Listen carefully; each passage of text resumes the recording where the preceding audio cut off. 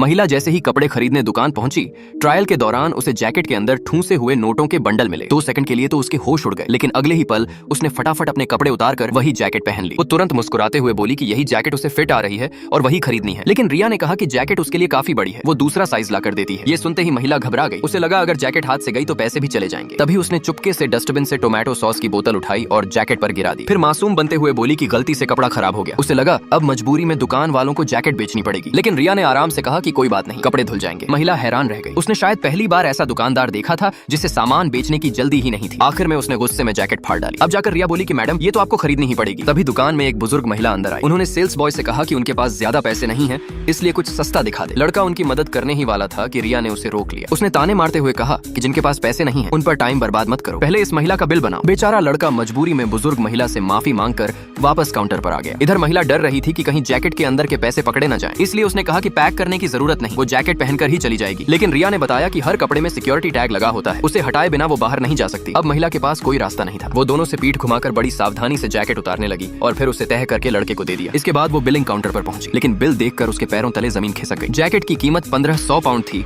और उसके पास इतने पैसे थे ही नहीं। उसने बहाना बनाया कि वो अभी आती है और धीरे से वहां से निकल गई। कुछ देर बाद वो चुपके से बुजुर्ग महिला के पीछे पहुंची और उनका पर्स चुरा लिया। उधर सेल्स बॉय जब जैकेट संभाल रहा था तभी उसे अंदर छिपे पैसों के बंडल मिल गए। इतने सारे पैसे देखकर वो भी दंग रह गया। फिर अचानक उसकी नजर सीसीटीवी स्क्रीन पर गई, जहां महिला बुजुर्ग का पर्स चुराती साफ दिखाई दे रही थी। यहीं से उसके दिमाग में एक प्लान आया। पर्स से पैसे निकालकर महिला ऐसे बिल चुकाने पहुंची जैसे कुछ हुआ ही न हो। उसी वक्त लड़का पैक की हुई जैकेट लेकर आया। महिला ने जल्दी से बैग उठाया और वहां से भाग गई। कुछ देर बाद बुजुर्ग महिला भी अपना कपड़ा लेकर बिल देने पहुंची, लेकिन जैसे ही उन्होंने पर्स खोला अंदर से सारे पैसे गायब थे। रिया ने तुरंत उनके हाथ से कपड़े वापस ले लिए और ऊपर से उनका मजाक उड़ाने लगी। ये देखकर सेल्स बॉय से रहा नहीं गया। उसने अपनी जेब से पैसे निकालकर बुजुर्ग महिला का बिल भरा और उनके कपड़े पैक कर दिए। फिर उसने अपना आईडी कार्ड उतारते हुए कहा, हम दोनों की सोच बहुत अलग है, मैं यहाँ अब काम नहीं कर सकता। माँ, इतने में वही महिला घबराई हुई वापस दुकान में आई और लड़के पर चिल्लाने लगी कि जैकेट के अंदर रखे पैसे कहाँ गए। लड़के ने शांत होकर कहा कि अब वो यहाँ काम नहीं करता, इसलिए रिया से बात करे। जैसे ही रिया को पता चला कि जैकेट में पैसे थे, उसने तुरंत बैग पकड़ लिया और बोली कि पैसे दुकान के हैं। इसके बाद दोनों जैकेट को लेकर खींचतान करने लगे, लेकिन उन्हें क्या पता था कि लड़का पहले ही सारे पैसे निकाल चुका था। उसने चुपचाप बुजुर्ग महिला के हाथ में पैसे रखते हुए कहा, ये आपके हैं और ये भी। फिर मुस्कुराकर बोला, चलिए आंटी, अब हमें यहाँ से निकलना चाहिए।